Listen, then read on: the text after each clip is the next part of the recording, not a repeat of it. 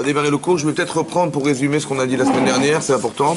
On a parlé de, en fait, avant d'envisager une avodat Hashem qui soit cohérente, il faut savoir si on est finalement outillé pour comprendre ce qui nous arrive. Ouais, donc il y a une relation intellectuelle avec les événements, une relation émotionnelle. Et comme on déconstruit de manière à ce que tout ce qu'on voit, tout ce qu'on analyse, tout ce qu'on juge et tout ce qu'on va décider de faire, ça dépend essentiellement de la conception qu'on a et de les émotions. Donc il y a un jeu d'émotions et un jeu intellectuel. Donc le problème qu'on a, c'est finalement de pouvoir traduire des événements et de pouvoir les traduire de façon correcte et juste.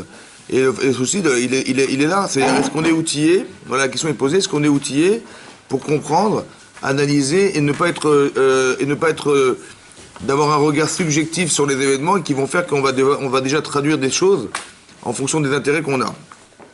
Le Rav Dexter il expliquait que il y a trois choses qui vont coordonner notre pensée.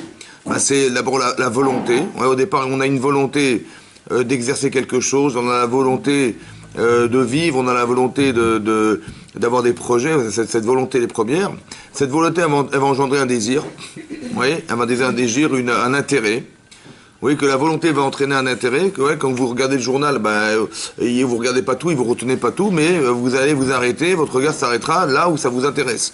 Donc vous avez la volonté de lire et vous avez un intérêt qui est de rechercher un sujet, et ce sujet, vous l'avez trouvé, vous allez commencer à consulter. Et à partir du moment où vous avez eu envie, alors vous allez réfléchir. Oui, ça veut dire que la pensée, elle est articulée par le désir. C'est le désir est le moteur de la réflexion. C'est parce que vous désirez quelque chose que vous réfléchissez. Et plus vous avez envie, et plus votre réflexion ira loin, et plus votre volonté, qui est articulée par votre désir aussi, elle va vous pousser à aller de plus en plus loin.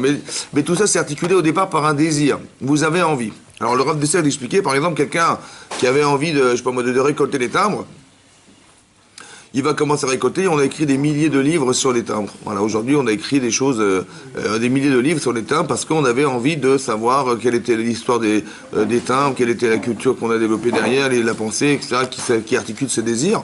Et donc, on a développé. Donc, vous avez bien compris que le principe est fort, c'est celui de savoir d'où vient la pensée. Oui, parce que quand vous allez juger, vous allez réfléchir, mais d'où vient la réflexion? Elle vient du désir. Et ça, est-ce que le désir est juste? Pour que la pensée soit correcte et cohérente, il faut d'abord savoir est-ce que le désir que j'ai au départ, il est bon, il est vrai. Donc j'ai le droit aussi d'analyser mes désirs, de savoir est-ce que ce que je désire est vrai, est-ce que c'est bien, est-ce que c'est bon pour moi de le faire. Et donc c'est pour ça que c'est très très important au départ, puisque tout ce que vous allez décider dépend de votre réflexion, de votre pensée, de votre analyse, de savoir est-ce que ce que je pense est juste, est-ce que ce que je désire est juste.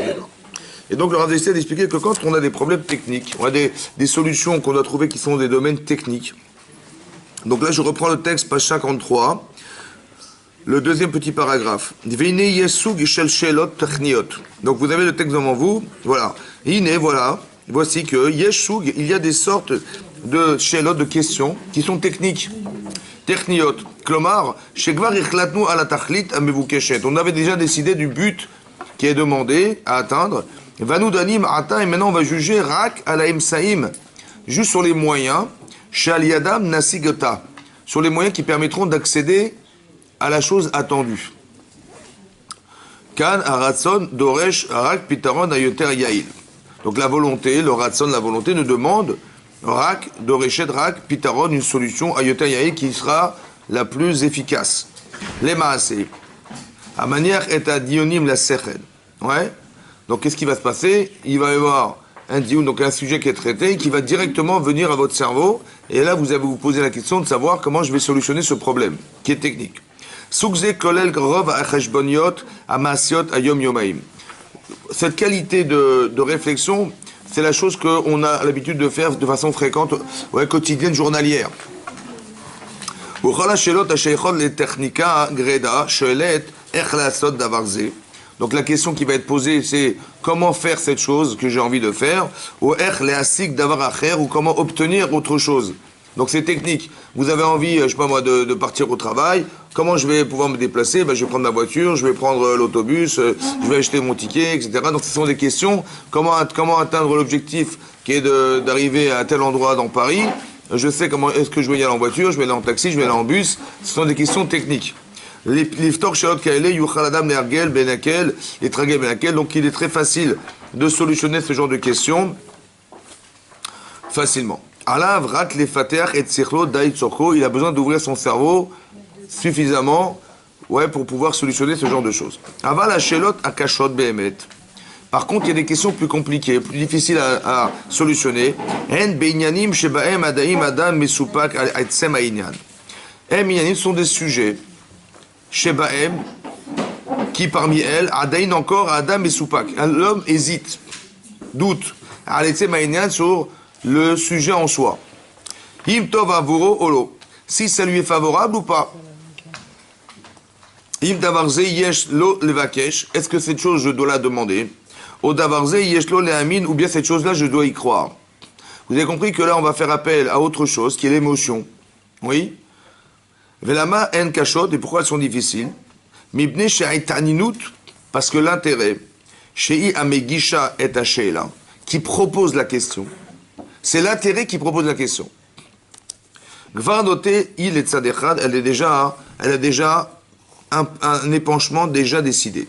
Par exemple, Amechapes Beshulchan Aruch, si quelqu'un cherche à savoir dans le Shulchan Aruch, Imutarlo lesachek beshachmat beshabbat. Est-ce qu'on a le droit, je vous pose la question, est-ce qu'on a le droit de jouer aux échecs Shabbat? Alors la question est posée, je ne sais pas, est-ce qu'on a le droit, est-ce qu'il n'y a pas des problèmes de tri, est-ce qu'il n'y a pas des problèmes de, je ne sais pas, je me pose la question. Le problème c'est que Mistama, si je pose la question de savoir est-ce que j'ai le droit de jouer aux échecs Shabbat, c'est que j'ai envie de jouer aux échecs Shabbat. Donc quand je pose la question, est-ce que j'ai déjà pas choisi de jouer? Donc à Choker Bedarto Imechoyav les bazot les fayes, Donc quand on pose la question de la, donc Choker Bedarto, quelqu'un qui va analyser dans son intellect, Imechoyav les bazot les fayes od paam et travero akshan, ou bien je vais dire voilà, j'ai un problème avec quelqu'un, mais la personne est têtue. Est-ce que je vais m'engager à retourner chez lui tout en sachant qu'il est têtu et qu'il va refuser? Est-ce que je vais m'humilier à demander pardon à quelqu'un qui est têtu? Quand je dis, est-ce que je vais retourner chez lui lui demander pardon alors que j'ai déjà eu un problème et que je sais qu'il est têtu comme une mule? Quand je pose la question, est-ce que je vais retourner? C'est que j'ai pas envie de retourner. Ça va? Donc ça veut dire que ma question déjà, elle est déjà... Elle fait partie de la réponse, mais elle est déjà orientée déjà. J'ai plus envie de ne pas y aller que d'y aller. Donc quand je cherche à savoir est-ce que j'ai envie d'y aller, en fait la réponse c'est que j'ai déjà décidé que je n'ai pas envie. Donc quand je vais réfléchir, puisque je n'ai pas envie, est-ce que je vais réfléchir à vouloir trouver des solutions ou ne pas en trouver? Puisque le désir, c'est lui qui articule la réflexion, et que j'ai pas envie de retourner le voir, parce que j'ai pas envie d'avoir encore la honte de pouvoir me justifier devant lui, en fait j'ai déjà décidé de ne pas partir. Donc j'ai pas envie de trouver des solutions et qui vont faire que je vais m'arranger avec lui. Donc il y a souvent des cas pareils, où lorsqu'on met la pensée à l'émotion, et que l'émotion est déjà forte, et qui est déjà orientée vers une décision déjà décidée, j'ai déjà choisi en fait, vous comprenez? Quand je dis est-ce qu'on va jouer aux échecs, j'ai envie de jouer, mais je veux savoir est-ce que je peux ou pas. Mais j'ai des penchés dans le sens de ce que j'ai envie de faire. Donc en vérité, si c'est la chose, je vais m'arranger peut-être pour faire que ça soit permis, vous comprenez? Je vais me trouver des raisons intellectuelles qui vont justifier le fait de devoir jouer aux échecs Shabbat, parce que j'ai envie de jouer aux échecs Shabbat. Ou quand j'ai pas envie de me retrouver en face de quelqu'un à qui je dois demander pardon pour la 3e fois, et que je vais avoir la honte de ma vie, parce que je vais lui demander encore une fois pardon, et que lui va rigoler de cette situation, et il va s'entêter à penser que j'ai pas envie de lui répondre, etc. Je le sais d'avance, donc j'ai pas envie d'y aller, donc j'ai déjà décidé. Donc est-ce qu'intellectuellement je vais trouver des solutions pour m'arranger avec lui? Ben non. Allez-nous l'arcor adkama asirlo shel adam murcha. Donc maintenant la question est posée, combien on est apte à décider de ce genre de situation? Vous avez compris? Donc allez-nous l'arcor, donc c'est à nous de réfléchir. Adkama, jusqu'à combien sirlo, son sechel, son intellect, shel adam murcha est apte, lavo, archer, ça vient de kacher, donc c'est apte, lavo el achlatot amitiot, d'arriver à des décisions émettes, justes, bitnaim qu'elle est dans des conditions pareilles. Puisque la pensée est articulée par le désir, et que j'ai envie ou je n'ai pas envie, j'ai pas envie de me retrouver devant lui, j'ai très envie de jouer aux échecs, est-ce que mon intellect ne va pas être influencé par mon désir, et que mon désir est déjà décidé, donc il va me dire, mon sechel, il va me dire, bah vas-y, il va me trouver des solutions, ça va? où il va me dire non, ne fais pas, alors que je devrais faire. Ça veut dire que je suis prisonnier de mon désir, et mon désir étant l'articulation de ma pensée, est-ce que je ne suis pas prisonnier de ce désir? Est-ce qu'on n'est pas finalement coincé? C'est ça la question. J'arrive pas à bien comprendre ces exemples. C'est-à-dire que là, s'il y a des réponses, c'est à l'akha. Je veux dire. Est-ce que je ne vais pas orienter, est-ce que je ne vais pas lire dans la halakha ce que j'ai envie? C'est ça mon problème. Ça, c'est clair, c'est écrit clairement. Mais j'ai compris, mais je vais m'arranger. Je vais dire oui, mais dans quelle situation? Et après, je cherche à savoir comment je vais m'arranger pour trouver un éther, une permission. Parce que j'ai envie, vous comprenez? Je risque de tordre. Alors quand c'est marqué, bon ça va, mais quand c'est pas marqué, ou bien je vais m'arranger avec les mots, ça va? C'est-à-dire qu'intellectuellement, je vais lire ce que j'ai envie de lire, pas ce qui est marqué.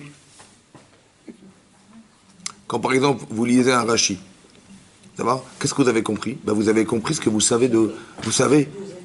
Parce que la culture que vous avez, comment on veut dire, votre façon de penser, votre articulation, votre éducation, c'est ça qui vous fait comprendre. Mais final, est-ce que c'est ça qu'a dit Rashi? Je ne sais pas. Vous comprenez le problème? Ça veut dire que c'est très grave. Ça veut dire qu'on peut articuler des textes, ou bien Hachem il me parle, et il me fait vivre des situations, et comment je les analyse, ces situations? Ben, je m'arrange avec. Ou bien je suis objective, et j'ai dit, ben non, c'est pas ça qu'il m'a dit, il m'a dit autre chose. Vous avez compris, c'est ça le problème de l'objectivité dans le regard, alors qu'on sait qu'on est piégé quelque part, parce que ma façon de penser est articulée par un désir, et le désir c'est moi. Alors comment je fais? C'est ça le problème. Donc il est comme ça. Voici que Chachmenu Zal, donc nos sages, Chachamim Zichronam Livracha, donc de mémoire bénite, Ayodim, eux qui connaissent les Chachamim de la Gemara, Himke, Kochat HaNefesh, la profondeur des forces de l'âme, de la conscience. Nire im nimsa bidivrem, voyons, im nimsa il se trouve bidivrem dans leurs paroles, akdoshim, donc sainte, birour, un éclairement, un éclairage, l'échelle était nous autres de cette question qu'on a posée au départ. On va essayer de trouver dans les textes des Chachamim quelque chose qui va nous éclairer pour savoir comment on fait pour se débrouiller maintenant dans la vie. Il dit Aïta Bektuvot, voilà qu'il y a une Gemara dans Ketuvot, Davkouf et Amoudbet. Amar Rava, dit Rava, Rava qui est un amora de la Gemara. Maïta Amad et Shochada. Quelle est la raison du Shochad? Vous savez que dans la Torah, il y a un principe très fort qui démontre l'influence que les juges peuvent supporter de recevoir des pots de vin. Vous savez qu'on a marqué, c'est marqué dans la Torah, l'otikar shochad, un juge n'a pas le droit d'accepter d'argent, de quelconque bien, pour juger des gens. Donc le shochad s'appelle shochad. Le shochad, c'est des pots de vin, c'est-à-dire qu'on peut payer des gens pour nous juger. Mais non. Maïtama de shochada demande la Gemara, Maïtama, quelle est la raison du shochad? Rashi, là-bas explique, entre parenthèses Rashi, Lama asur litlo. La question c'est pourquoi il est interdit d'accepter, de prendre de l'argent, l'iskot et azakai, même pour innocenter la personne qu'on pense être innocente. Je n'ai pas le droit, en tant que juge, de recevoir de l'argent, même si c'est dans l'intérêt de me motiver à pouvoir juger la personne de façon favorable. Je dis, voilà, il m'a donné de l'argent, je vais essayer de trouver les moyens les plus forts et les plus adéquats pour pouvoir l'innocenter. J'ai pas le droit. Interdiction. On n'a pas le droit de recevoir de l'argent, dit Rashi, même si c'est dans l'intérêt de défendre la personne. Kevan et Kabil et Shochada. La Gemara dit Kevan et Kabil, puisqu'il a reçu de lui, Shochada, de l'argent, des moyens, minés de lui, Ikrivle d'Arte, les gabé. Dit la Gemara, Ikrivle, il a rapproché d'Arte son esprit, les gabé vers lui, avec égouffé, il est comme son corps. J'ai reçu de l'argent de quelqu'un, je fais corps avec la personne de qui j'ai reçu de l'argent. Dit la Gemara. Ve'en Adam, et aucun homme, roé, ne voit, chova, une obligation, l'eratzmo pour lui-même. Je ne peux pas m'accabler, je ne peux pas me condamner. C'est naturel. Donc quand je reçois de l'argent de celui que je dois juger, je fais corps avec lui, dit la Gemara. Et donc de la même manière que je ne peux pas me condamner, je ne peux pas le condamner. Mekarev d'Arte miné, il va rapprocher son esprit de lui, et à ce moment-là, dit la Gemara, il est karov, il est proche. Verré, donc d'accord, c'est ce que la Gemara dit, Maï shochada, c'est quoi le shochad? La question, pourquoi on a choisi ce mot shochad pour dire des pots de vin? Dit la Gemara, on aurait pu dire, je sais pas moi, Tombouctou, on a dit shochad. Pourquoi on a dit shochad? Shehu chad. Shochad. Chez Uchad, il fait un avec la personne. C'est ça que la Gemara dit. Pourquoi on a choisi ce mot? Parce que Maï Shochada, chez Uchad, Il n'y a pas deux personnes, une qui analyse et une qui parle. On est un. Ça veut dire que je suis la personne qui juge et la personne qui parle. Aresh Shochad a possédé et Adayan. Vous avez compris que les pots de vin qui rendent inapte le juge. En poel et là l'idée chez Maté. En poel, ça n'a d'action. Et là seulement, et là à l'idée par le biais que chez Maté est aninut va faire pencher l'intérêt. J'ai reçu de l'argent. J'ai déjà pensé, j'ai détourné l'intérêt. Adayan les Sadecha d'un côté.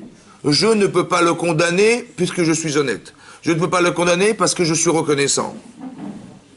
Ça veut dire qu'on peut être piégé intellectuellement par des volontés qui sont articulées par des paramètres existentiels volontairement pensés et légitimes, qui sont l'honnêteté, qui sont la karatatov, la reconnaissance du bien. Comment je vais condamner quelqu'un qui m'a rendu service? Vous comprenez? Donc j'ai déjà penché, déjà décidé qu'il n'était pas coupable. Parce que s'il est coupable, je vais avoir de la peine. Parce qu'il est coupable, je vais avoir trahi la bonté qu'il m'a fait de m'avoir donné de l'argent. Vous comprenez ou pas? Donc est-ce que quelque part déjà on n'est pas déjà piégé? Donc dit la Torah, n'accepte pas de pot de vin. Reste objectif dans ton rapport à l'autre. Parce que sache que psychologiquement, lorsque tu reçois du bien des autres, tu vas forcément articuler ta pensée dans l'intérêt de l'autre. Est-ce que c'est légitime? Même s'il a fait tout ça dans l'intérêt, les Shem Shamaim, vous avez vu, les Shem Shamaim pour l'innocenté, il ne pourra pas voir ce qui le condamne. Lazé chez Shochado, vis-à-vis de la personne qui lui a donné des pots de vin, qui l'a corrompu quelque part. Qui a ratson, mais aver, ene sichlo, parce que sa volonté va aveugler les yeux de son sechel. Les yeux de son intellect. Vechen amar amrou zal. Et ainsi on dit les chachamim dans un midrash Tanchuma. Donc c'est un midrash Tanchuma dans Parashat Shoftim. Kevan shenoten adayan et libo. Regardez les mots. Kevan shenoten adayan, puisqu'il a mis le dayan, le juge, et libo son cœur à la shochad sur l'intérêt, le pot de vin. Naase hiver badin, il devient aveugle. Dans le jugement, Veno Yachol Ladoun Auto Behemet, il ne pourra pas le juger Behemet avec véracité, avec droiture. Alors, est-ce que vous avez compris comment ça fonctionne? Est-ce que vous avez compris le mécanisme? On dit souvent, je sais pas moi, l'amour rend aveugle. Quelqu'un, il est amoureux de quelqu'un, une femme, il peut pas imaginer qu'elle peut pas être sa femme, il va s'inventer toutes sortes de prétextes pour l'épouser, alors que c'est pas forcément sa femme, c'est pas seulement son zivoug. Donc c'est un problème, oui. Ça veut dire que, qu'est-ce que ça veut dire? Ça veut dire comme ça. Il y a des intérêts dans la vie qui sont les articulateurs de la pensée. Maintenant, écoutez-moi bien. Quel est le danger? C'est ça qu'il faut comprendre. Quel est le véritable danger dans ça? Il faut savoir que comment ça se fait, comment on va expliquer les mots de la Torah. Voilà, il y a marqué dans la Torah, dans la parashat Shoflim, là-bas, c'est marqué. Lotikar shochad, n'accepte pas de pot de vin, dit la Torah. Qui a shochad, mais aver, aveugle. Ene pikrim, une fois c'est marqué pikrim, des gens intelligents, une fois c'est marqué ene tzadikim, les yeux des tzadikim, les yeux des chachamim, des sages. Oui, une fois c'est marqué pikrim, des gens intelligents, une fois c'est marqué chachamim, des gens sages. Ou salef, et c'est déformateur d'ivrei tzadikim, de paroles justes. Alors, j'ai juste pas compris, qu'est-ce que veut dire aveugler? Aveugle, c'est quoi aveugle? Est-ce qu'il sait ou il sait pas? Il est juge, donc il a toutes les shurao dans la tête. Mais tout à coup, sa connaissance disparaît. Il devient aveugle. Ça veut dire qu'il ne peut plus voir. Il est pris de cécité, il ne peut plus voir. Comment il ne peut pas voir? Pourquoi il ne peut pas accéder à la connaissance? Pourquoi il ne peut pas accéder à ce qu'il sait? Comment ça se fait que ça déforme la réalité? Je comprends. J'ai reçu de l'argent, je m'arrange, voilà, je fais du zigzag et je m'arrange avec la lacha. Là, je comprends. Mais salef, c'est déformateur, je sais. Mais comment ça se fait que ça rend aveugle? Ça veut dire quoi aveugle? Aveugle, c'est fort quand même. Il ne peut plus voir la vérité. Plus voir. C'est quoi plus voir? Comment ça s'articule? La reconnaissance qu'il a. Comment? La reconnaissance. Mais il ne peut pas voir. Pourquoi il ne peut pas voir? Comment ça se passe? Ouais, mais comment vous expliquez intellectuellement l'aveuglement? C'est ça que je veux comprendre. Comment ça se fait? Comment vous expliquez intellectuellement qu'il devient aveugle? Son sérel rend la reconnaissance plus importante que l'affaire qu'il a jugée. Et donc, ça leur mais ça veut dire quoi aveugle? Il est bloqué dans sa réflexion. Ça veut dire que quoi? L'expression. Donc c'est quoi? Qu'est-ce que c'est que finalement ça? C'est quoi? C'est quoi? Donc comment ça se traduit en français? Comment vous traduisez ça en français? Comment ça se traduit? Une perte de conscience. C'est l'inconscience. C'est ce qu'on appelle de l'inconscience. Ça veut dire que si vous avez reçu des intérêts quelque part, ou vous avez personnellement des intérêts quelque part, on devient inconscient. De la droiture, de la justesse des choses. Inconscient, ça veut dire qu'on ne peut pas voir.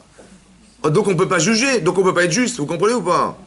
L'objectivité, c'est quoi? C'est que tous les paramètres sont présents, et j'analyse la situation, et je juge. Mais il y a une partie qui fait partie de la solution qui a été carrément occultée. Ça s'appelle un blocage intellectuel. Mais comment ça s'articule? C'est comme ça. Votre cerveau, à quoi il vous sert? C'est ça qu'il faut comprendre. Par exemple, si vous avez froid, qu'est-ce que vous faites, mesdames? Si vous avez froid, qu'est-ce que vous faites? Vous mettez le chauffage, ou... Qui c'est qui a décidé de mettre le chauffage? C'est votre corps. C'est votre corps? Votre corps, il pense, votre corps? C'est votre esprit. Donc vous avez votre corps, il a froid, il ne sait pas quoi faire, votre corps, il a froid, votre cerveau dit, bah écoute, c'est simple, j'ai trouvé la solution, mais un pull, tu verras, ça augmente le chauffage. Donc votre cerveau, il sert à trouver des solutions. Si vous avez faim, bah, vous ouvrez le frigidaire. Ok. Donc votre cerveau, il ne sait pas quoi faire, votre corps ne sait pas quoi, il a faim, il greu dans le ventre, il dit, bah, c'est l'heure de manger, votre cerveau, il dit, c'est l'heure de manger, vous allez ouvrir le frigidaire, vous allez préparer un repas. Votre cerveau, à quoi il sert? À soulager votre corps. Bon. Vous avez reçu de l'argent de quelqu'un. Il faut l'innocenter ou pas? Vous avez décidé, si vous avez reçu de l'argent, c'est que vous avez décidé que ce type, il faut qu'il soit innocent, c'est pas possible. Pourquoi c'est pas possible? Parce que est-ce que vous allez souffrir à l'idée que finalement il sera coupable? Est-ce qu'il peut être coupable? S'il est coupable, deux solutions. Soit vous lui rendez de l'argent, parce qu'il est coupable, donc vous avez perdu. Soit vous allez accepter de l'argent de quelqu'un que vous savez coupable. C'est pas possible. Ça va? Donc mon désir, ma volonté, c'est d'innocenter. Mon désir, c'est de trouver toutes les solutions possibles imaginables pour ne pas souffrir à l'idée de lui rendre l'argent qu'il m'a donné ou à l'idée de le rendre coupable alors que j'ai reçu de l'argent et que j'ai pas fait mon travail. Vous comprenez ou pas? Est-ce que mon cerveau accepte de me faire souffrir? Non. Il va se bloquer, mon cerveau. Yéhaver, il va pas aller chercher la connaissance qui va justifier la condamnation. Vous savez pourquoi? Parce que s'il va aller chercher, il va me faire souffrir. Et comme mon cerveau, il veut pas me faire souffrir, parce qu'il est là pour me défendre et pas pour me condamner, il est là pour me défendre et pas pour me faire souffrir, donc il va pas aller chercher la connaissance, il va être aveugle. C'est ce qu'on appelle un blocage intellectuel, qui fait que la souffrance va engendrer un blocage qui m'empêchera de savoir. Parce que si je sais, je vais souffrir. Et comme je ne veux pas souffrir, donc je ne veux pas savoir. Donc mon cerveau n'ira pas chercher. C'est ce qu'on appelle méhaver. Vous avez compris ça? Ça veut dire que vous avez compris dorénavant que quand vous voyez des choses dans la vie, mais qui vous font émotionnellement souffrir, vous allez vous arranger pour détourner la relation que vous avez à la chose et la voir de façon positive. Mais est-ce que de la voir de cette manière, c'est juste? Est-ce que c'est cachère? Vous avez compris comment ça marche? Donc ça va articuler toute votre avodat Hashem. Il ne faut pas croire que tout ce que vous ressentez est juste. Il faut apprendre la Torah, vous savez pourquoi? Parce que la lecture de la Torah me permettra de savoir est-ce que ce que j'ai pensé, est-ce que j'ai ressenti, c'était vrai ou c'était faux. Parce que l'Yitzhara, qu'est-ce qu'il fait l'Yitzhara à votre avis? Il s'amuse toute la journée à mélanger des émotions. Et à nous faire tomber dans des travers, en nous faisant croire, en nous détruisant quelque part, en nous faisant croire que vous savez ce qui s'est passé. Il dit, ouais, t'es nul, t'es machin, voilà ce qu'il nous raconte toute la journée. Il s'amuse avec des émotions. Par exemple, quand Hachem dit à Abraham, Karta et Bincha, prends, je t'en prie, ton fils, et Yechitra, unique, Asher Afta que tu aimes, Yitzhak, 4 coups de couteau dans le ventre, quoi. Prends ton fils et amène-le en holocauste en sacrifice. C'est Abraham, il a prié toute sa vie pour avoir un enfant, c'est vrai. Il arrive à l'âge de 100 ans, il a eu finalement cet enfant après tant d'années de prières et de pleurs et sa femme pareil. Il est dans une émotion incroyable quand il a eu cet enfant, et au bout de 37 ans, on lui dit, prends-le, sacrifie-le. Ça veut dire que tout ce que tu as émis comme émotion, tout ce que tu as rêvé d'avoir, tout ce que tu as projeté de voir avec ton enfant, parce que c'est Israël qui va se projeter derrière cet enfant, oui ou non? Élimine tout ça. Et comment il a dit? Il a dit ton fils. Il a dit lequel? J'en ai 2. Il dit celui que tu aimes. Il dit j'aime les 2. Mais aimer, c'est dur de tuer l'enfant qu'on aime, non? De tuer, c'est permis de tuer ou pas? Est-ce qu'on a le droit de tuer les gens? La chef dit tue-le. Marqué l'autre tire dans les 10 commandements, ne fais pas de l'assassinat, il dit tue ton fils. Tue un homme, mais tue ton fils. Vous imaginez le mélange émotionnel? Il y a un mélange émotionnel, il y a un mélange intellectuel, parce que c'est interdit. Hachem dit Yechitra, ça veut dire quoi Yechitra? Ton unique. Il en aura d'autres ou pas? Unique. S'il avait tué ton fils, il aurait pu avoir l'effort d'en avoir un autre. Il a dit l'unique enfant que tu as. L'unique. Ça veut dire, est-ce qu'il en aura d'autres? Mais Akadosh Baruch Hu lui a dit un jour, lève les yeux au ciel, regarde les étoiles. Ta descendance sera aussi nombreuse que le nombre des étoiles, le sable de la mer. Est-ce qu'Hachem ne s'est pas contredit là? Oui. Oui ou non? Oui. Il dit tu es l'enfant unique, comment l'enfant unique? Et Dieu il m'a dit, il n'y a pas si longtemps, il m'a dit regarde lève les yeux au ciel, ta descendance est aussi nombreuse que le nombre des étoiles. Contradiction intellectuelle oui ou non? Quand vous voyez ça, qu'est-ce que vous dites? Ben Hachem, j'ai pas compris là. Donc intellectuellement, qu'est-ce que je me dis? C'est une blague. Je dis mais non, il va rien faire. Oui, vous avez compris? Parce que j'ai pas envie de souffrir à l'idée que... Donc je vais m'arranger pour traduire ça comme une épreuve pour me faire peur. Mais est-ce qu'Hachem voulait me faire peur? Je sais pas ce qu'il veut moi. Vous avez compris comment ça marche? Mais Sarah il dit mais tu vas quand même pas tuer ton fils quand même. La réaction logique d'une personne c'est de dire quoi? C'est de refuser. Hein? La logique c'est de quoi? La logique c'est de dire oui ou de dire non? Évidemment. Pourquoi? Parce qu'il y a un jeu émotionnel très très puissant. Il y a un regard intellectuel qui est contradictoire à l'extrême. Vous avez compris ce qu'on lui propose à Abraham? Qu'est-ce qu'on lui propose? Hein? C'est quoi la Emouna ici? C'est quoi la Emouna? Ça serait quoi la Emouna? Qu'est-ce qu'il faut dire? Il faut être un robot? Et il faut faire quoi? C'est pas un problème de Emouna là. Hachem lui parle clairement en face. C'est pas nous comme on essaie d'interpréter des... Mais est-ce que c'est logique ce qu'il a dit Hachem? Même si c'est pas logique, c'est Hachem en direct. Il parlait en direct. Qu'est-ce que vous dites? J'ai compris ça, vous avez raison de façon théorique. Mais vous êtes une femme ou vous êtes un robot? Est-ce que vous êtes comme ça? Vous êtes un ordinateur, on dit voilà, tue ton fils, que tu aimes, voilà, on dit ok, j'active, je crois, je tue. J'ai pas envie de le faire, mais je peux pas dire qu'Hachem ne me l'a pas dit. Mais j'ai pas dit le contraire, mais comment vous allez le traduire? Est-ce que vous allez commencer à philosopher? Non, il a dit mon fils, mais en fait il y a l'enfant qui est en moi, il faut que je tue l'enfant qui est en moi. Faites de la philosophie. Vous allez vraiment. Qu'est-ce que vous allez. Mais c'est ça qui est compliqué dans la Vodat Hashem, vous avez compris maintenant? Ça veut dire quand on arrive à un moment donné de sa vie où il faut faire des choix qui sont un mélange d'intellect et d'émotions qui sont à l'extrême contradiction de nos principes fondamentaux, c'est là qu'on commence à disjoncter là. Là, Hachem ne nous parle pas en direct, c'est ça le problème aussi. Mais bien sûr qu'il vous parle en direct, elle est bonne. Il vous a pas téléphoné, bien entendu, mais il vous arrive un tri. Quelqu'un qui n'est pas chômeur Shabbat, par exemple, on lui dit mais mon chéri, il faut que tu fermes ta boutique Shabbat, c'est Shabbat. Il dit, attends, mais les bénéfices que je fais toute la semaine, ils sont Shabbat. Comment je le ferme? J'ai 20 boutiques, comment tu le fermes? Il a un vrai problème émotionnel et de changer toute sa vie. C'est dur d'accepter. Bien sûr que c'est dur d'accepter. C'est dur d'accepter la tsniout pour une femme, c'est dur d'accepter. Pourquoi? Parce qu'il y a des émotions. Je suis comme une femme, je suis pas un mannequin en plastique. Mais c'est dur ça. Encore une fois, c'est pas une interprétation. Écoutez-moi bien, c'est dur dans le sens où vous êtes humain, on est humain. Donc quand on demande une chose... Quand Hachem il dit à Abraham, prends ton fils et tue-le, c'est inhumain ce qu'il lui a demandé. Donc quand vous avez des principes d'humanité... Abraham, il a fait des barres de chouva, vous savez comment? Il a dit à des gens, vous allez arrêter de sacrifier vos enfants. T'as la fièvre, alors Dieu n'est pas content, tu prends ton fils et tu le sacrifies pour Dieu, pour lui dire, voilà, je t'aime, enlève-moi la maladie. Je dis, mais attends, mais l'autre il n'est pas tributaire de tes problèmes. Ah bon, Abraham, c'est un intellectuel, il dit, mais tu vas pas tuer ton fils parce que tu as des problèmes personnels. Je dis, mais je croyais qu'il était en colère, je lui donnais ce que j'aime le plus. Je dis, t'es fatigué ou quoi? L'autre, il doit vivre, toi, tu règles tes problèmes avec toi, mais laisse ton enfant vivre. C'est ça qu'il a fait, Abraham. Il a dit à des gens d'arrêter de faire des sacrifices d'enfants. Et Hachem lui dit, prends ton fils et tue-le. Vous avez compris? À l'inverse de ce que tu as fait toute ta vie. Qu'est-ce qu'ils vont dire les gens? Il dit, Abraham, Donc Abraham, quand il a accepté de détruire son passé. Tous ces talmidim terminés. Son présent, c'est son fils, et son futur, c'est son fils. Donc en faisant ça, qu'est-ce qu'il a fait, Abraham? Carrément annihilé. Est-ce que c'est possible? Alors comment ça se comprend ça? Le Sarah, il va pas s'acharner là? Dit Abraham. J'ai compris, mais le problème c'est pas... On va pas lui faire une statue, Abraham. On va pas lui faire une statuette. On veut comprendre. Le Limud Torah, c'est la compréhension. Si c'est marqué dans la Torah, ça vous parle ou pas? Oui.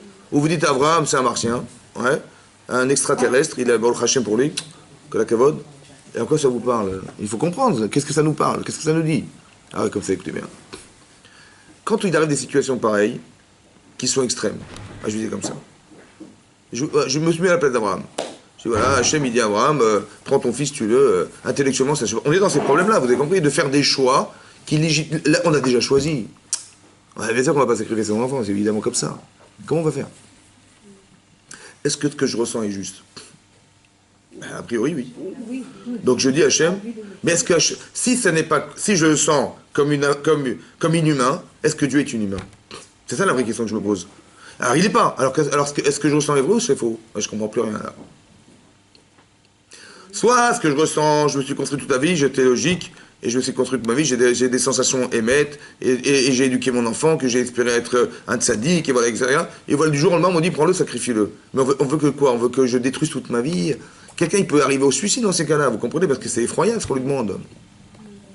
Alors qu'est-ce qu'il faut répondre? Il avait compris que c'était une épreuve et qu'au bout du compte, il allait en sortir que quelque chose de positif. Qu'est-ce qui va sortir positif? Que son fils n'allait pas être tué. D'autant plus qu'il avait eu la bracha, que sa descendance allait être très nombreuse. Alors regardez ce qui est marqué dans la Torah. Regardez ce qui est marqué dans la Torah. Écoutez bien. Il a dit comme ça. Quand il a vu au bout de 3 jours de marche, dans la paracha c'est marqué, il a vu au loin une colonne de nuée. Donc lui il savait que l'endroit où il devait sacrifier cet enfant, c'était là-bas. Ça va? Il a demandé à son fils, qu'est-ce que tu vois? Il dit, je vois la colonne de nuée. Il a demandé à Ishmaël et à Eliezer, qui les avaient accompagnés, qu'est-ce que vous voyez? Rien du tout. Il dit, on voit rien. C'était des Ivoiriens. Et on n'y voit rien. Ouais, donc ils ne voyaient pas. Il dit, bon, je vous pour une Hamor. Restez, installez-vous là avec le Hamor. Le Hamor, c'est quoi le Hamor? Mais le Hamor, c'est le Chomer. Vous ne voyez pas ce qui est spirituel, restez dans la matière. Vani Vanar. Vani Vanar. Et moi et le jeune homme, il parlait de son fils. On va aller là-bas. Vinish Tachave. Atko. On va se prosterner là-bas. Venashuva Alechem. Ça veut dire quoi, Venashuva? Mais c'est un mensonge. Puisque lui-même, il savait qu'il allait sacrifier son enfant. Alors, j'ai dit qu'il a été prophète. Il a prophétisé. Il avait confiance en Hachem. Hein, que quoi? Tu pensais qu'il allait y avoir ma chère? Non, que l'issue allait Il avait être... confiance en C'est Hachem. une bonne issue. Il savait que c'était juste une épreuve. C'est-à-dire, juste lui faire peur. C'était la 10e. Alors, écoutez-moi bien. Vous écoutez ou pas? Regardez Rashi. Quand l'ange lui a dit, Al tishlach yadecha lanar. Ne touche pas, mais je ne mets pas ta main sur l'enfant. Al ta'aslo meuma. Ne lui fais quoi que ce soit. C'est un peu redondant, non? Ne mets pas ta main sur l'enfant, ne lui fais quoi que ce soit, c'est pareil. Rachid dit comme ça. Il dit comme ça. Quand l'ange lui a dit, ne mets pas la main sur l'enfant, il dit, Bechinam batilekan. Pour rien, gratuitement, je suis venu là. Laissez-moi faire quelque chose. Il dit, même ça, je veux pas. Meuma ne fait pas. Laissez-moi faire une égratignure à quelque chose. Oui, non. Je suis venu pour rien. Ça veut dire qu'il pensait le tuer ou pas? Oui. Pas, il dit rien, j'espère qu'il va pas... Ouais, il me fait peur, je vais arriver jusqu'au bout et puis il va me dire non. C'est l'inverse qu'il a dit. Il a dit l'inverse, il a dit laissez-moi faire quelque chose.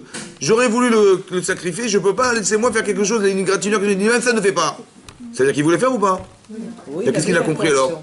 Il y a marqué au début, c'est marqué au début de la paracha de Vayera, c'est marqué là-bas, Vayashkem Avraham Baboker.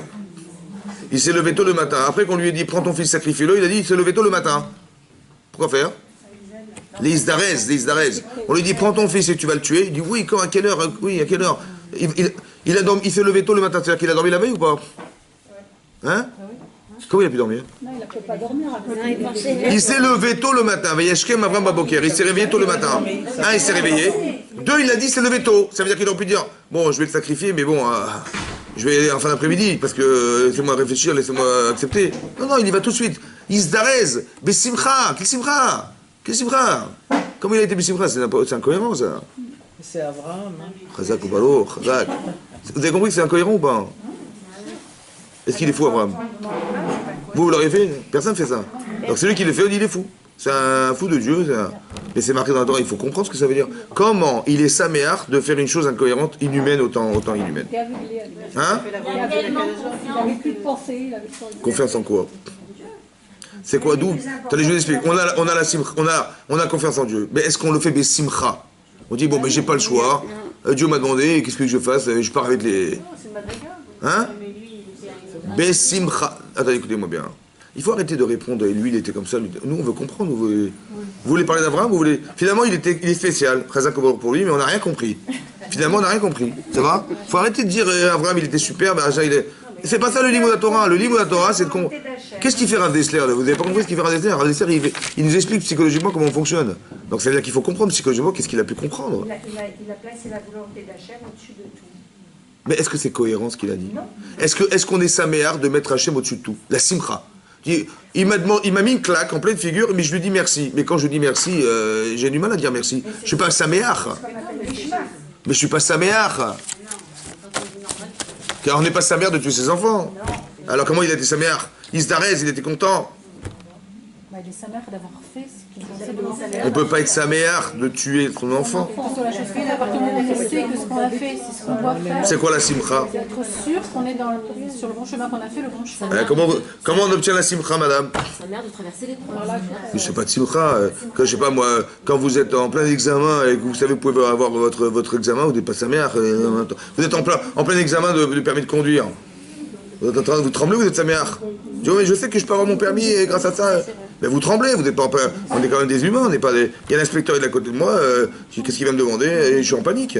Je dis, bah ouais, la simcha, je dis, bien sûr, quelle simcha? C'est l'absence du doute en fait. Mais comment on peut être sa mère d'une situation pareille? Parce que la simcha vient. Vous savez qu'il c'est rare.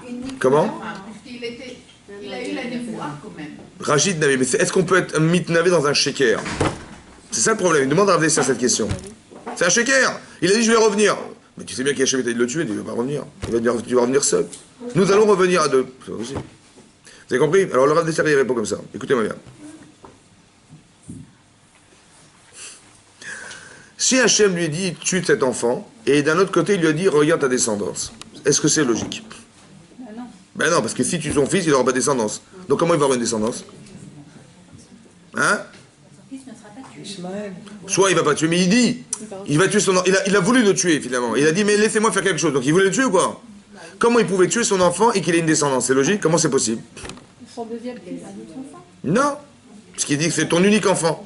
C'est quoi la logique d'imaginer que son enfant va mourir, il aura quand même une descendance? C'est quoi la logique? Hein? La logique c'est comme ça. C'est qu'il va revivre. Il va revivre. Triatametim. Donc qu'est-ce qu'il a compris? Que ce qu'il va faire, ça va solutionner la faute d'Adam Arishon. Donc il a une simcha ou pas? Bah oui. Évidemment. Bah pourquoi? Parce que quand ma chère viendra, j'espère que je serai contente. C'est-à-dire, vous avez compris? C'est-à-dire quoi? Il a dit comme ça. En vérité, qu'est-ce qu'il a fait Adam? Quelle que soit l'explication qu'on va donner, il avait intérêt à manger du Etzadat. Donc il a mis en avant ses intérêts personnels au détriment de la volonté d'Hachem. Qu'est-ce qu'il a fait Abraham? Il a fait exactement l'inverse. Mais qu'est-ce qu'il répare? Il répare à lui tout seul la faute d'Adam Arishon. Donc s'il arrive à le faire, il va ramener Triatametim. C'est ça qu'il a dit Hachem. Il dit vas-y, tue-le, et comme ça tu vas mettre toute ta volonté, tu vas tuer ton Yetzirah. Parce que c'est tellement inhumain ce qu'on te demande de vivre. Émotionnellement, intellectuellement, c'est tellement fou que si tu arrives à dépasser ça, tu vas arriver à Triatametim.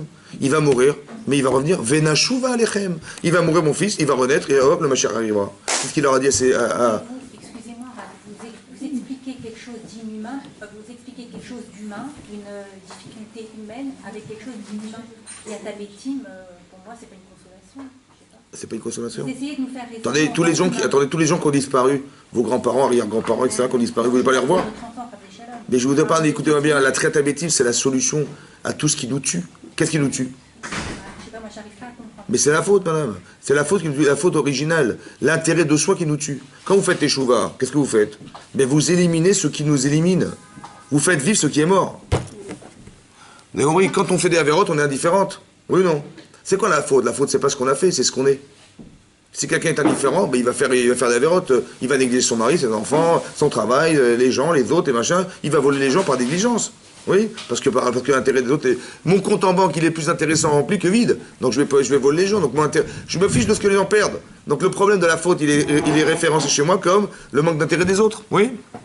Quand Noir, on dit, bah écoute, on va détruire le monde. Et alors qu'est-ce qu'il faut faire? Il faut faire une arche de Noé. J'ai fait, ok, on fait l'arche de Noé, j'ai fait l'arche de Noé. Mais tu as dit aux gens, oui, j'ai dit aux gens qu'on allait détruire le monde. Bon c'est l'heure, on va détruire le monde, on va envoyer le déluge. Bon écoutez, alors, il va rentrer dans l'arche de Noé. Ça va? Ouais, tout va bien. J'ai fait ce qu'il m'a dit, j'ai fait l'arche de Noé, j'ai dit aux gens qu'il y aurait le déluge, j'ai fait ce que j'ai pu. Je dis, mais ils vont mourir. Je dis, j'ai fait ce que j'ai pu. Ça va, tu ressens rien? Non, j'ai fait ce que j'ai pu. Mais tu vois pas qu'ils vont tous disparaître? Ça va, ça te dit? Tu dis pas, mais non, mais c'est pas possible, ça peut pas être comme ça. Il n'y a pas de ressenti. Vous comprenez ou pas? Vous savez ce que lui dit Hachem? Tu vas rentrer dans l'arche et tu vas nourrir pendant 1 an des animaux sans t'arrêter. Ça veut dire quoi? Ça veut dire que tu as conscience du besoin des gens, tu vas t'en occuper toute la journée, du matin au soir. Et peut-être qu'avec ça, tu vas réparer ton inconscience du besoin qu'ont les autres de vivants. Tu as compris ça? C'est ça la réparation de la faute. La faute, elle n'est pas répertoriée. Il n'a pas fait un seul bain de chouva, c'est pas possible. Il n'y a pas un type qui est rentré dans la journée. C'est-à-dire pas convaincu, pas convaincant. Voilà ce qui se passe, ça se fait des choses. C'est-à-dire que la problématique de Noach, elle est de ne pas avoir conscience profondément de l'autre. Ma'amin velo ma'amin, dit Rashi. Il est rentré dans l'arche à cause de l'eau. Il pleuvait trop. Ça va? Il pleuvait trop. Normalement, quand on a Emouna, ben, tu vois l'eau tomber, tu vois les déluge s'est déclenché, ça y est, tu rentres dans l'arche de Noé. Non, il est rentré parce qu'il pleuvait trop. Il a été s'abriter dans l'arche. Dit Rashi, ma'amin velo ma'amin. Ma'amin parce qu'il savait. Dieu lui avait dit, même pas ma'amin parce qu'il ne croyait pas. Mais comment tu peux répéter pendant 120 ans à des gens, il va y avoir le déluge et tu n'y crois pas? Ben oui, il n'y croit pas. Parce que on est dans une structure mentale où on est juste. Vous avez compris? On n'est pas forcément dans le fort intérêt de faire exister les autres. On est dans l'intérêt d'exister, de ne pas mourir, au moins de ne pas mourir. Maintenant, si les autres, moi je ne vais pas mourir, mais au moins les autres, s'ils n'écoutent pas, ils n'écoutent pas, qu'est-ce que je peux y faire? Vous avez compris, dans cette réflexion-là, l'autre n'existe pas. Vous avez compris ça? Mais pour revenir au sujet, là-bas, le Rav Dessler, explique là-bas, que, en fait, la simcha, elle vient de la solution qu'il avait comprise au départ. Alors, je m'explique, écoutez-moi bien. C'est un principe qu'il faut savoir de base. Dans la Torah, c'est comme ça. Est-ce que vous avez du Yetzer Hara? Oui. Bon. Maintenant, d'un côté, il y a une contradiction dans les Midrashim. D'un côté, c'est marqué dans la Torah que lorsqu'Hachem a finalisé la création du monde, le 6e jour, il a dit « Iné Tov Meod ». Et voici que la création est Tov Meod. C'est quoi Tov Meod? Très bien, excellente. Chaque jour, il a dit, sauf le deuxième jour, il a dit quoi? Ki Tov, mais le dernier jour, le 6e, il a dit Tov Meod. Demande le Midrash Rabbah. Qu'est-ce qui est Tov Meod? Le Midrash répond, le Yetzer Hara. Le mauvais penchant est Tov Meod. Dans le côté, la Gemara dans Souka, Dafnoun Bet a dit là-bas, qu'Akshbourou, il a créé Yetzer Hara, une créature Ra. C'est quoi Ra? Mauvaise. Afilou Akshbourou Karaoto Ra. Il est mauvais. Ça va? Hachem, il l'appelait Ra. Yetzer Hara. Que le Yetzer Hara est nommé Tzapé, il n'a de désir et de perception que de tuer le tzaddik. D'un côté, le Yetzer Hara, il veut tuer le tzaddik. D'un autre côté, Hachem, il a dit Tov Meod. Il y a un petit souci.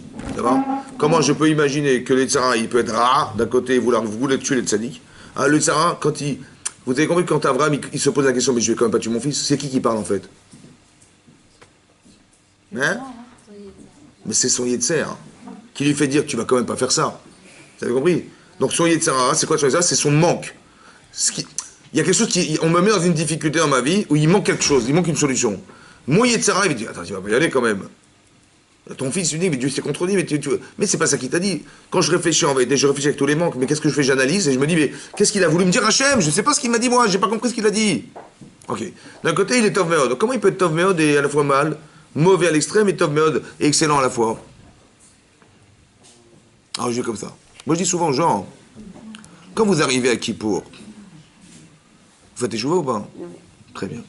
Mais qui c'est qui vous a dit que vous avez un problème? Qui vous a dit que vous avez un problème? On se connaît.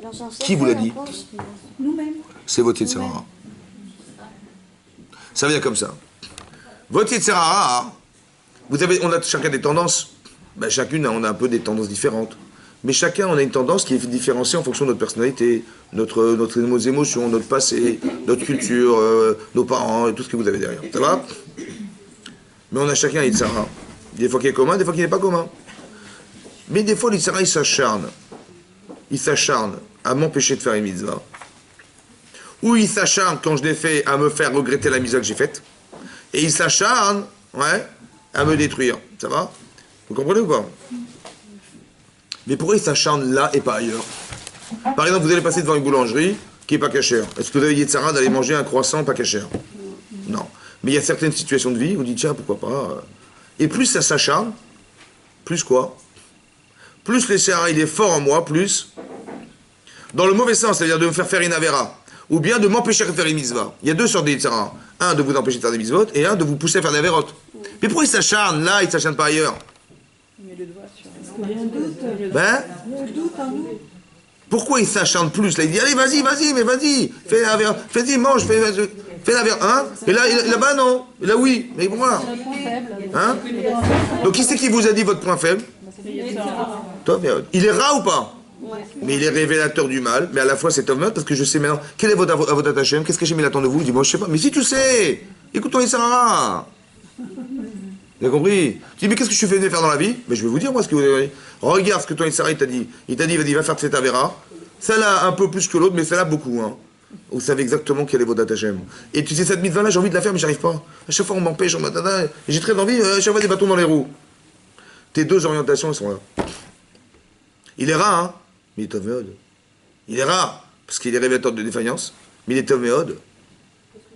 Parce que grâce à lui, je sais exactement ce que je vais faire ici. Donc est-ce qu'il vous connaît bien, les Tzara? Est-ce qu'il vous connaît votre potentiel que vous ne connaissez pas? Eh bien, c'est lui qui vous l'a dit. Donc il est Mra et Tov Meod. Parce que lui, c'est... Mais non, est-ce qu'Abraham Avinu, il a un très très grand Yetzara, là? Énormissime ou pas? Oui, plus on est grand, plus les erreurs est grand. C'est pas ça que j'ai dit. Est-ce que dans la situation d'Abraham, il a un très grand Yetzara d'éliminer tout ce qu'il a construit toute sa vie? Oui, oui, bien sûr. Pourquoi ça s'acharne? Écoutez-moi bien maintenant. Plus Yetzara est énorme, plus vous allez gagner quelque chose si vous gagnez. Plus vous allez gagner d'être si vous arrivez à dépasser ça. Quand je sais ça maintenant, j'ai pas d'angoisse d'en avoir, j'ai une simcha d'en avoir. On ne voit pas qu'Abraham Avinu avait une Yetzirah dans cette épreuve. Mais énormissime, c'est pas petit. Mais on ne dit pas, au contraire, on dit tout le contraire. Il s'est levé de bonne heure, il était rempli de joie. Est-ce qu'il avait, écoutez-moi bien, parce qu'il a trouvé une solution à son Yetzirah, mais est-ce qu'il avait un problème existentiel énormissime? Oui, mais on n'a pas vu qu'il a fait... Mais écoutez-moi bien, attendez, on n'est pas idiot quand même. Quand on dit à quelqu'un qui arrivait d'avoir des enfants, et qui en a eu un, par miracle, et qui a bout de 37 ans, il a abouti, son enfant abouti, et maintenant il va devoir le tuer, et il va éliminer tout l'avenir qu'il avait construit toute sa vie, parce que dans sa tête il est clair qu'il voulait faire le Klal Israël avec. Je ne sais pas si vous avez un projet pareil, mais vous imaginez le Yitzhara de refuser? Oui, mais c'est un peu pour ça aussi. Non mais écoutez bien. On le met au-dessus de notre logique, de notre... Mais non, soyez cohérents. Si aujourd'hui on nous parle de la Torah, et vous lisez dans la Chumash, toutes les semaines, c'est que ça vous parle ou pas? Donc Hachem, il est pas intemporel, il est intemporel. Donc c'est clair que s'il a marqué cette paracha, c'est qu'elle va exister jusqu'à la fin des temps. Donc il faut arrêter de croire que ce qui est marqué, ça s'adresse à des, je sais pas moi, des extraterrestres. Essayez de le comprendre pour vous-même. Qu'est-ce que vous pouvez apprendre de là? C'est ça le niveau de la Torah. Qu'est-ce qu'on peut apprendre de ce qu'on va lire? Alors j'apprends ici que plus le Sarah est grand, plus je vais gagner. Vous savez ce qu'on a gagné de la Kedat Israël? Qu'est-ce qu'on a gagné de ce passage dans la Torah? Hein? Pourquoi on lit la Kedat Israël qu'à Rosh Hashanah? Pourquoi faire? Mais qu'est-ce que ça a à voir? On n'est pas en train de demander à faire, on demande à vivre. Oui, non. Pourquoi on lit la Kedat Israël? Écoutez-moi bien. Est-ce qu'Abraham Avinu, il a prouvé qu'au final, on pouvait dire non au Yetzer? À l'extrême? Est-ce que vous descendez d'Abraham? Vous pouvez dire non un jour? Alors Hachem, il nous fait vivre pour ça. Ça veut dire comme ça, en vérité, de façon légitime. Vous faites des mitzvot, vous pouvez atteindre la Maba. C'est énorme ou pas? Et si on fait l'inverse, on peut tout perdre. Eh bien, on n'a qu'à dire, si vous méritez, eh ben vous irez, et sinon, ben, vous aurez perdu. C'est l'enjeu de la vie. Comment ça se fait qu'on fait des avérotes et quand même Hachem nous donne le droit de lui demander la vie? C'est pas logique. Soit tu es d'accord à 100%. Quand tu dis, j'ai gagné le repas, je vais dire, on va voir, attends, on va voir. Quand on va voir? Mais j'ai gagné le repas. Quand je fais des avérotes, je dis, attends, chef, je t'en supplie, attends, on va voir. Attends, je vais changer, on va voir. Quand on va voir? T'as fauté, c'est terminé. De la même manière que si je te donne, je ne veux pas te dire, on va voir. Donc si tu fautes, je ne veux pas te dire, on va voir. Comment ça se fait que si on mérite, on a, et si on ne mérite pas, on veut dire, on va voir. On verra l'année prochaine. Pourquoi on verra l'année prochaine? Si t'as fauté, t'as perdu, c'est terminé. Hachem me donne du crédit, du temps, comment ça se fait? Vous savez pourquoi? Parce que la faute, c'est un accident. D'où je sais que c'est un accident? Parce qu'Abraham, un jour, il a tué à son Yetzirah? Non. Donc on est capable? Oui. Alors Hachem dit, vas-y, j'attends que tu sois capable. C'est grâce à Abraham qu'on a un Rosh Hashanah. C'est ça la Kedat Israël. Vous comprenez ou pas? Il a entériné en lui la capacité à dire non. Mais ça veut dire quoi? Écoutez-moi bien maintenant. Quand Sarah il vient et il dit à Abraham, prends ton fils, j'entends dire Hachem me dire, prends ton fils que tu aimes, unique, tue-le.